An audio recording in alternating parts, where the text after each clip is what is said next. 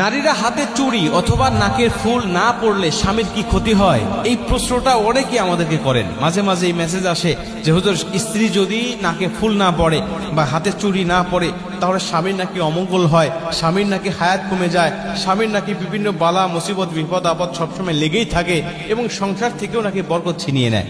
এই কথাগুলো মাঝে মাঝে শোনা যায়, কিন্তু কথা হলো যে পবিত্র কুরআন এবং হাদিসে এমন কোনো কথার কখনো কোনো ভিত্তি খুঁজে পাওয়া যায় না। কারণ সাহাবীদের মধ্যে অনেক সাহাবী ছিলেন যারা অনেক গরিব এবং তাদের স্ত্রীদেরকে তারা গহনা দেওয়া তো দূরের কথা, স্বর্ণের গহনা দেওয়া তো দূরের কথা, তারা ভালো কোনো কাপড় চোপড় পর্যন্ত ব্যবস্থা করতে পারতেন না।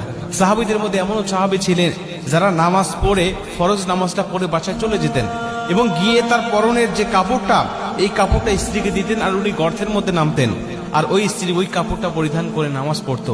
মানে ভালো একটা কাপড় বলতে শুধু স্বামী স্ত্রী দুজন মিলে একটা কাপড় ছিল, অতএব তাদের গহনা থাকার তো কোনো প্রশ্ন আসে না।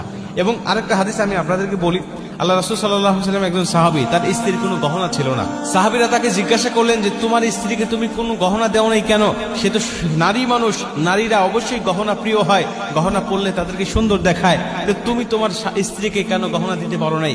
তিনি বললেন, গহনা দেওয়ার সামর্থ্য আমার নাই, কিন্তু আমার স্ত্রী এতে নিয়ে কোনো মাথা ব্যথা নাই। আমার স্ত্রীর পরিপূর্ণ তাকওয়া আছে, আল্লাহর উপরে ভরসা আছে এবং তিনি আমার উপরে সন্তুষ্ট।